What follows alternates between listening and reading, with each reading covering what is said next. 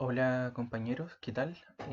Yo soy Cristian, el ayudante del ramo, eh, así que lo voy a estar acompañando para ayudarle a comprender todos los contenidos de esta asignatura, hormigón armado. Bueno, acá pueden ver mi correo por si tienen dudas o directamente en el WhatsApp, no habría ningún problema.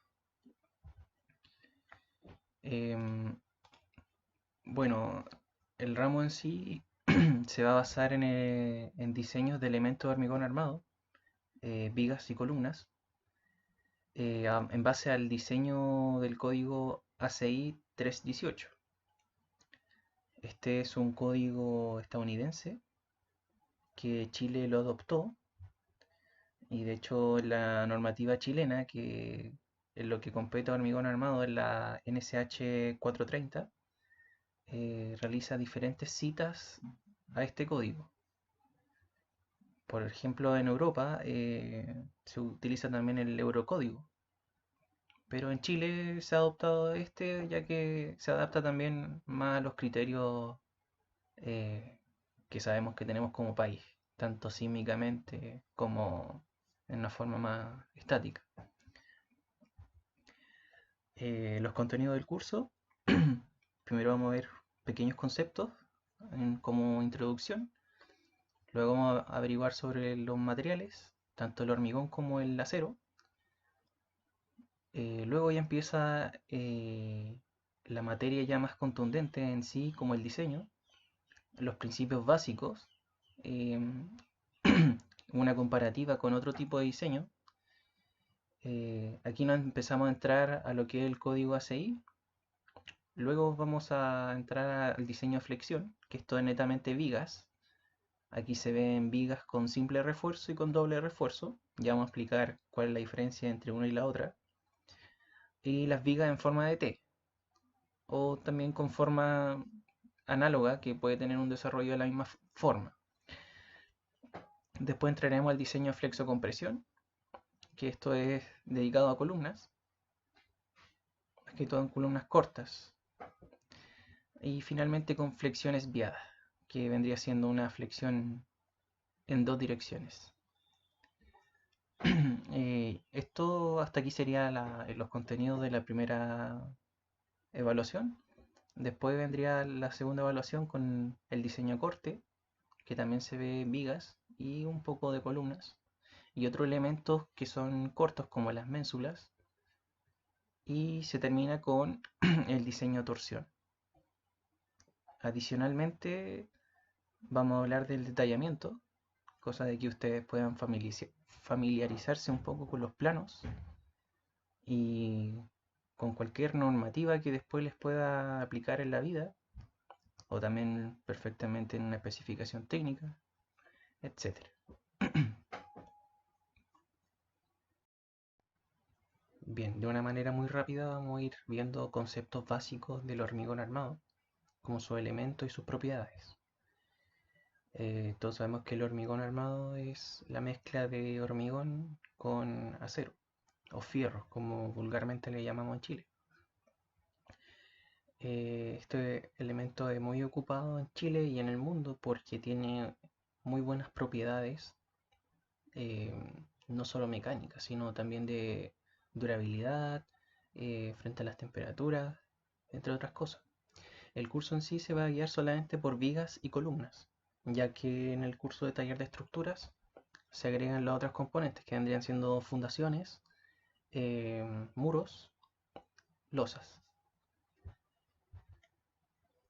Aquí les dejo estudio, definiciones que tienen que ver con el hormigón armado. Esto es para que puedan relacionarse un poco más con los conceptos y para que a futuro puedan tener también un vocabulario más técnico respecto a esta materia. Lo mismo con el acero. Aquí vamos, se va a ocupar también, aquí está la diferencia con tecnología del hormigón, donde vamos a empezar a ocupar un poco más estos conceptos también. Aquí es gancho, armaduras principal y secundarias, eh, esfuerzo-fluencia, las trabas, sunchos, estribos principalmente. Aquí tenemos un ejemplo donde podemos ver una columna de una sección de 45 por 45, donde podemos ver su armadura longitudinal, es decir, estos fierritos, que son los que son longitudinales, porque van en toda la luz de este elemento, y se especifica de la siguiente manera. El 8 indicaría la cantidad de fierros que se utilizan en un mismo plano, phi, donde significa diámetro, y 18 efectivamente el diámetro de estos fierritos en milímetros. Por lo tanto, esta notación indicaría 8 fierros de diámetro 18 milímetros. Por otra parte, esto que vemos en forma de cuadrado se llama estribo. El estribo, acá lo vemos en 3D, el estribo va horizontal, va perpendicular a la enferradura longitudinal. Más adelante vamos a ver cuál es la función de las barras longitudinales y de los estribos. Por ahora estamos solamente denominando. La notación de los estribos, se coloca una E indicando que es estribo. El diámetro del estribo en milímetros, en este caso 10 milímetros, y a cuánto van distanciados, en este caso a 30 centímetros. Por lo tanto, estribos de 10 milímetros de diámetro separados a 30 centímetros. Adicionalmente, se puede observar que se indica el recubrimiento. El recubrimiento es esa distancia desde la cara expuesta, la cara exterior del elemento, hasta el fierro más cercano. En este caso se indica que es de 40 milímetros, es decir, que desde la cara exterior hasta el primer fierro que tenga el elemento, por lo general el estribo, es de 40 milímetros. Como bonus track podríamos mencionar el espaciamiento. El espaciamiento es esa distancia entre fierros en una misma cara.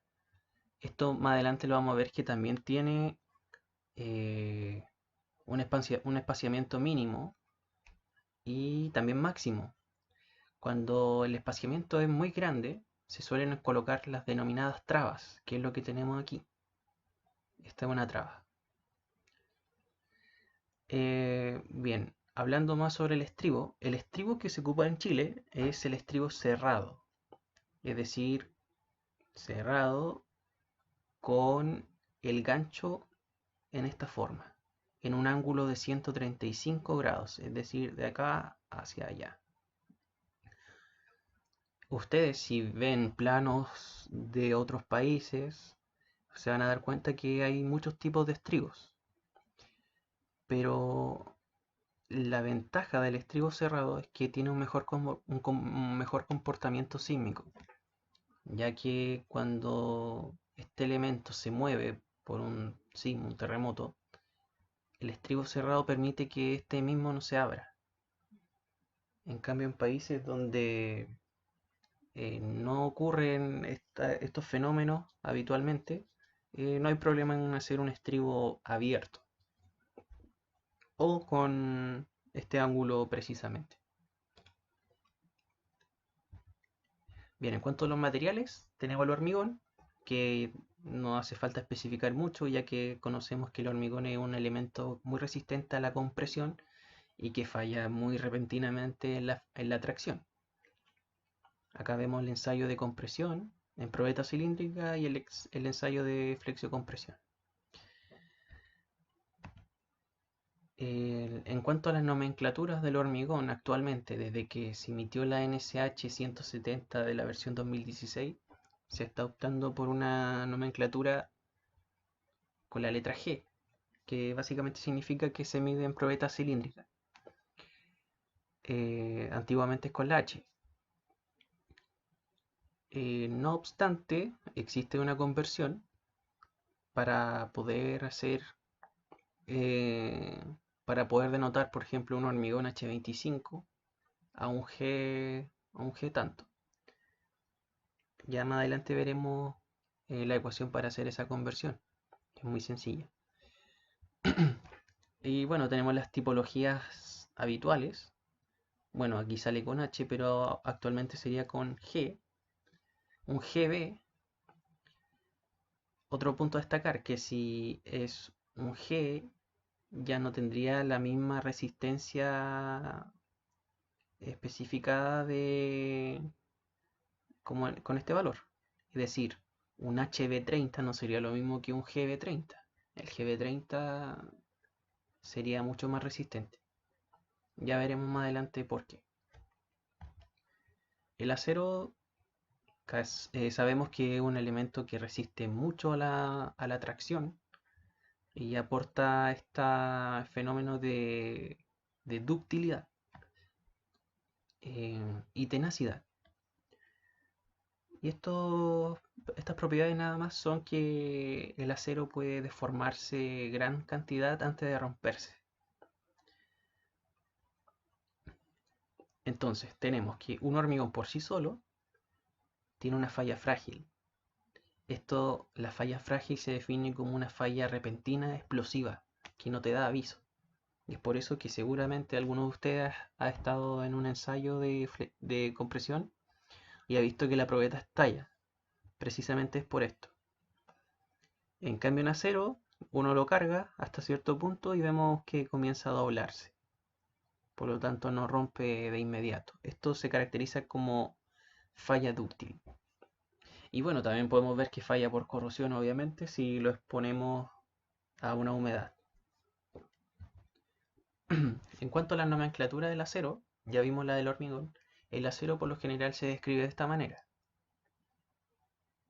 donde en este caso el 63 es la resistencia de fluencia, no, perdón, la resistencia de rotura, y el 420 o 42, como vemos acá, es la resistencia de fluencia.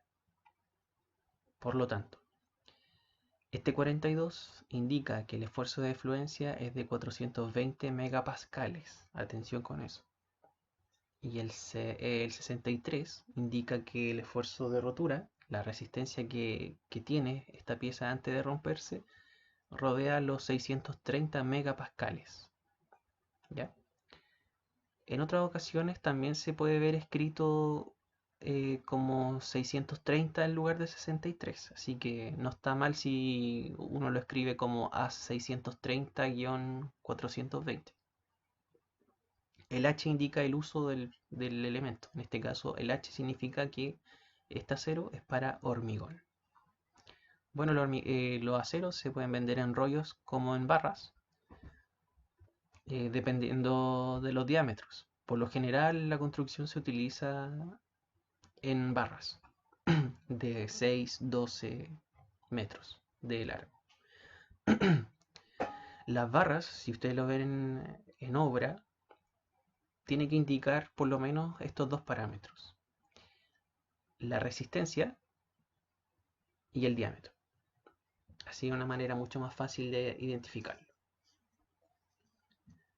Acá vemos los diámetros comerciales, que esto les va a servir bien para las pruebas. Esta es una forma de diseñar, así que acá tienen los diámetros comerciales para que le echen ojo y para que cuando den sus soluciones se guíen en estos diámetros posibles.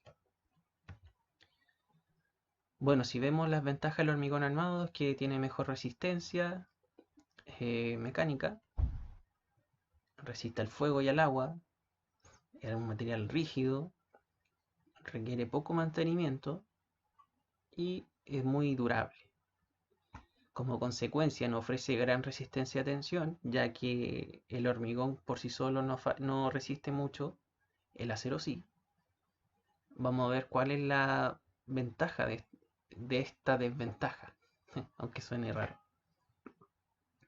Y bueno, otras desventajas. Entonces, repetimos, la falla frágil es un aplastamiento, es una forma súbita de fallar, explosiva. Y si lo pensamos en una viga, si pasase eso, la viga fallaría repentinamente y colapsa. Pero si tenemos un elemento de hormigón armado, correctamente armado, con acero, podría tener una falla dúctil. Es decir, que una vez que, que el hormigón falla, el acero aún así aporta resistencia para que ésta no colapse. Y así se pueden tomar medidas, ya sea de evacuación, de reparación de esta pieza, etcétera. Por lo cual es más seguro y es lo que siempre se esperaría en un diseño.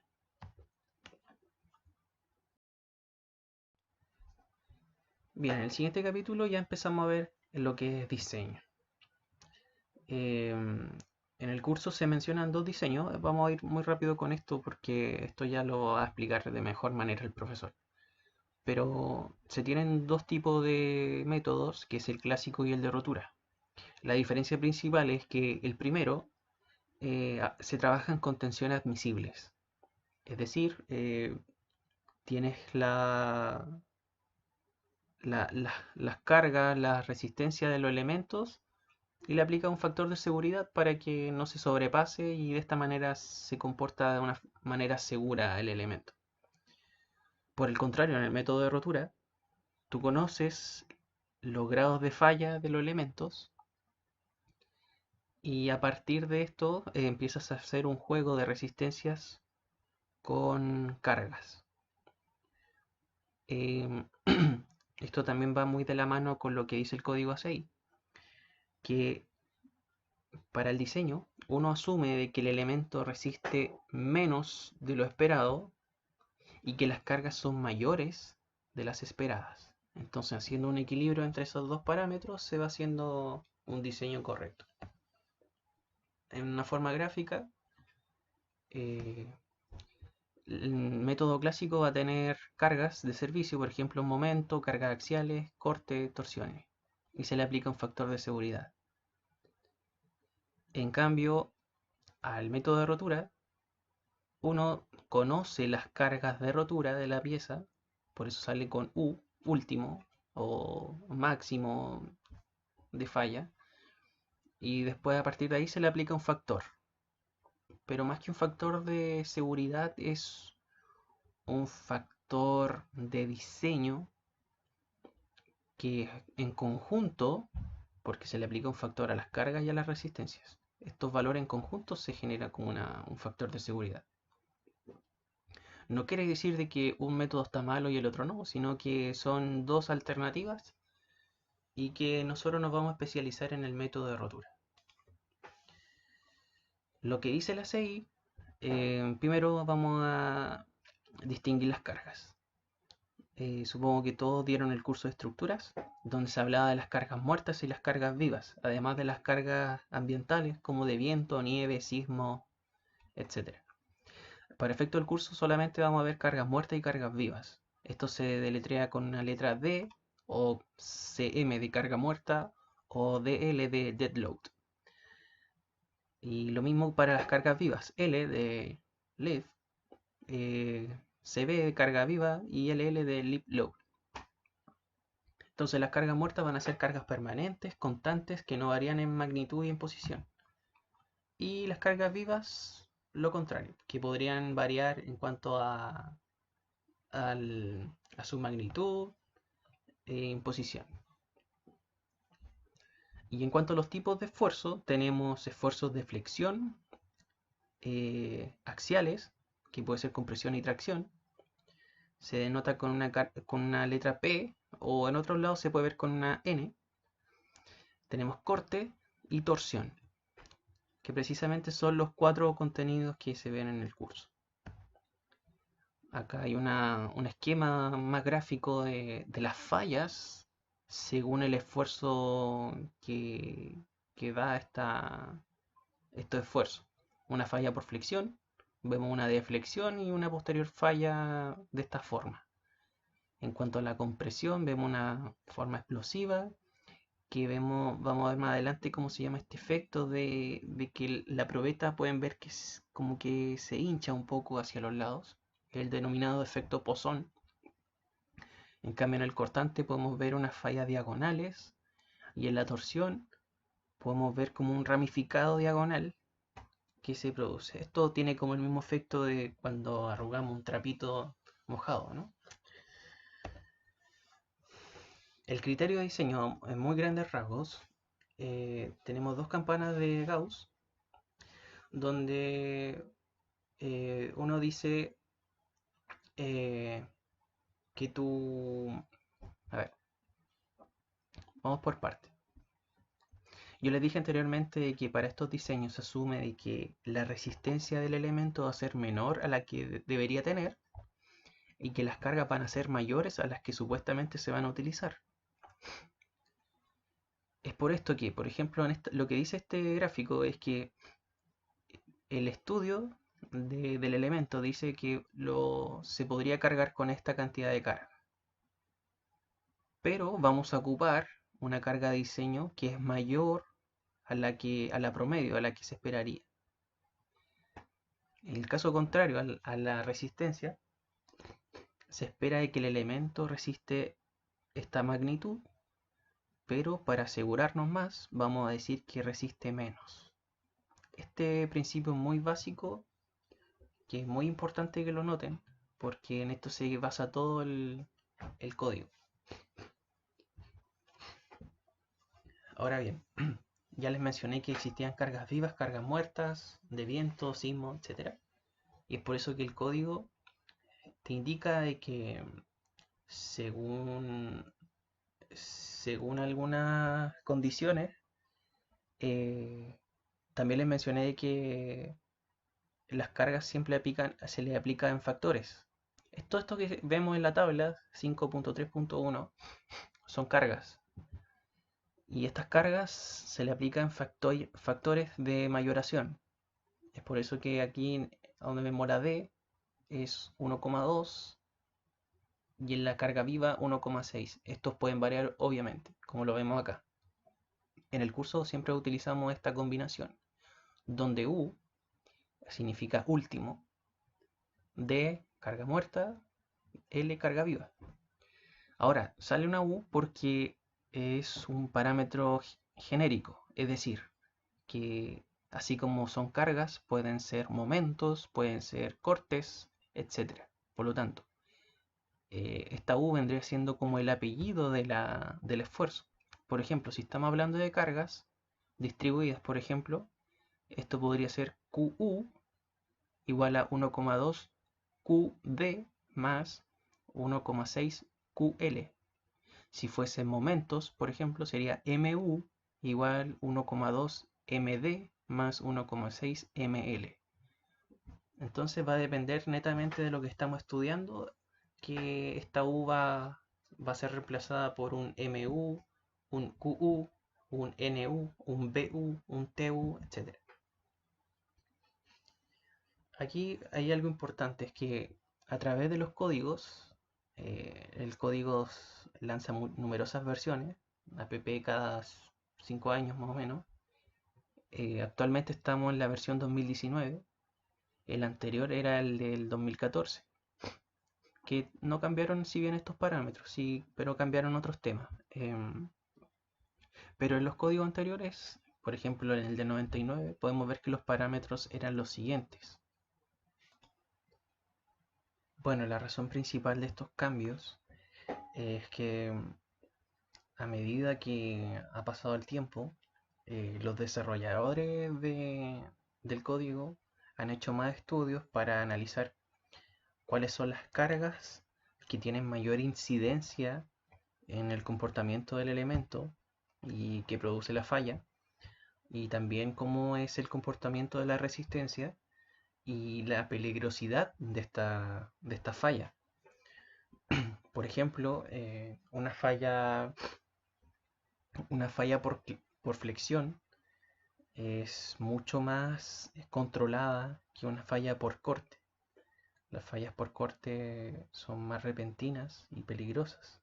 Y es por eso que cuando veamos corte van a notar que el factor de reducción de resistencia es más pequeño que el de, el de flexión.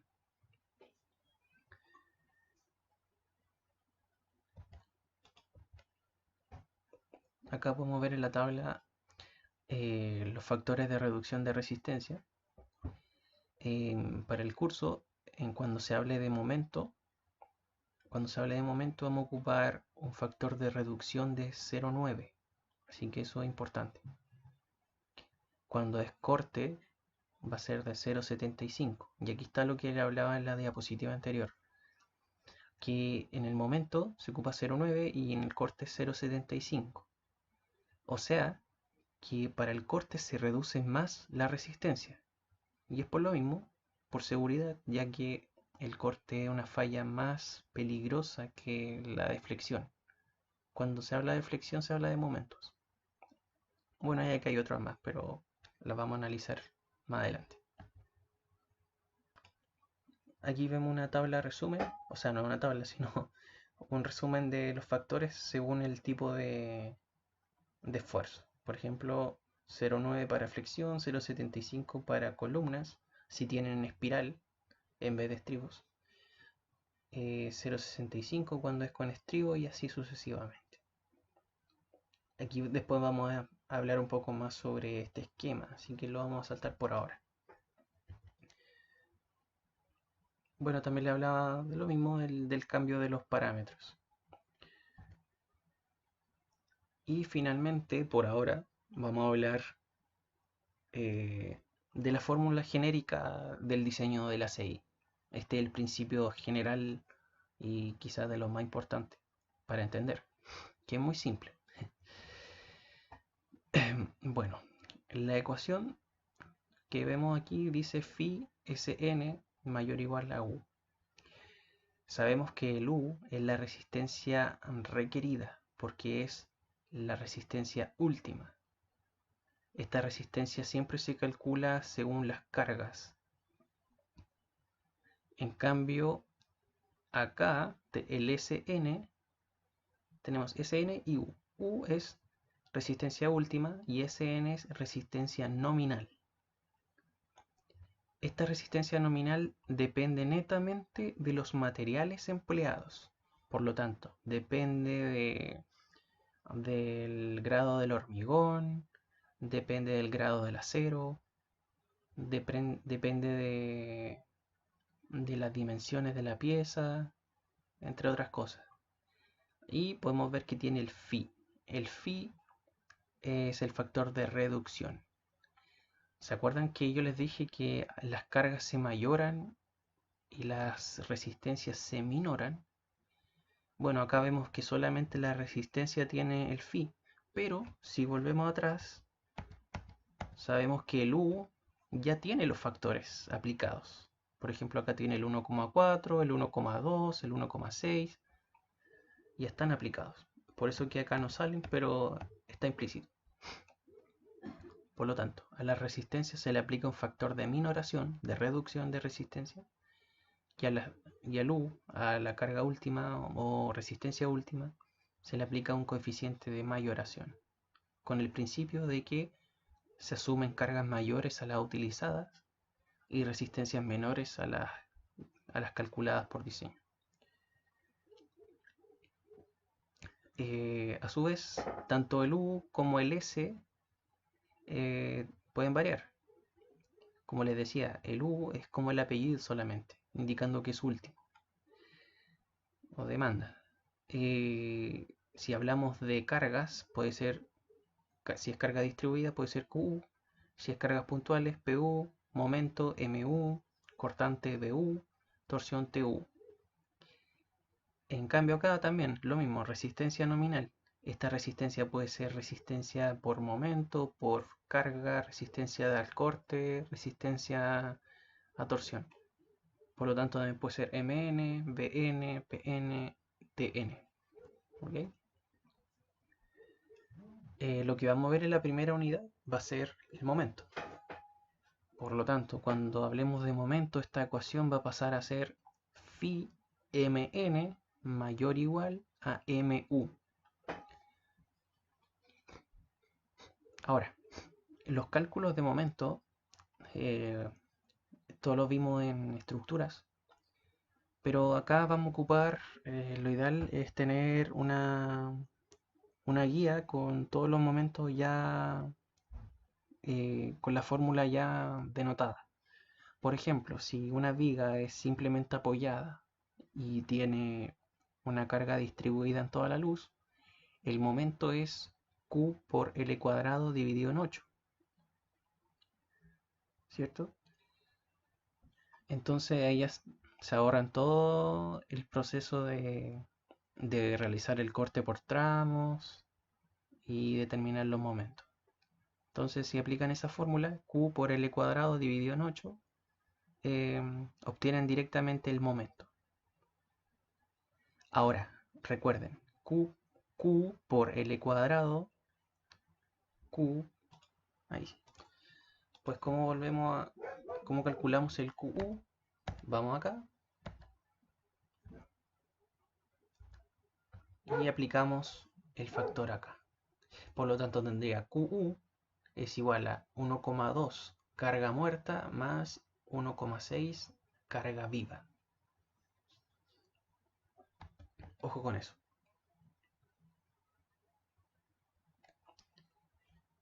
Bien. Dicho eso, ahora espero que puedan resolver este pequeño cuestionario indicando, eh, bueno, traten de hacerlo a conciencia. Algunas respuestas están en este mismo texto, en este mismo documento, y cualquier cosa me consultan. Bueno, la misma ecuación que les expliqué aquí está aquí, para que les haga más fácil calcular esto. Acá me faltó un dato. Volvamos a a la denotación del hormigón. ¿Se acuerdan que yo les decía de que el hormigón preparado son preguntas sencillas y cualquier cosa me dicen? ¿Ya? Ahí estarían las preguntas que tienen que resolver. Se los voy a mandar y cualquier cosa me consultan. Así que espero que hayan entendido y bueno, esta sería la primera ayudantía. Chao, chao.